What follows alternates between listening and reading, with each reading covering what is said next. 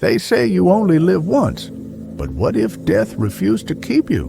What if every time your heart stopped beating, you came back? This is the story of the man who died 6 times and lived to tell it.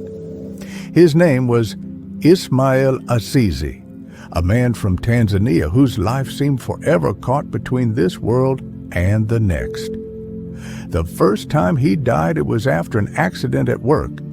He was rushed to the hospital, declared dead, and taken to the morgue.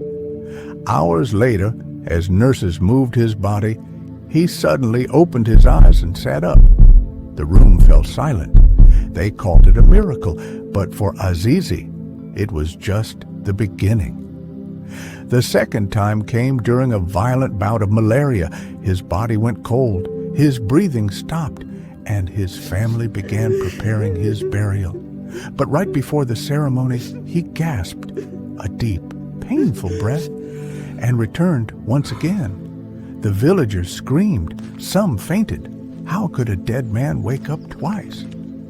Then came the car crash, a mangled wreck on a dusty road.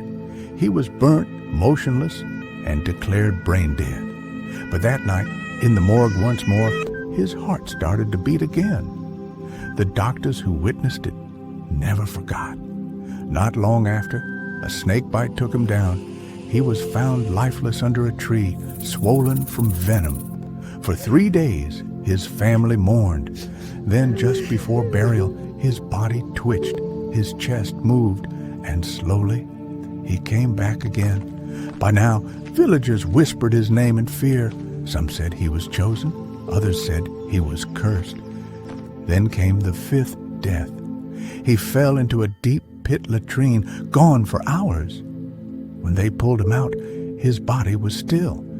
But minutes later, he coughed, blinked, and began breathing again. Even death seemed confused, but his 6th death was the cruelest of all. Terrified by his strange survival, the villagers set fire to his home while he slept inside. The flames swallowed everything. When they found him, he was burned, his body still.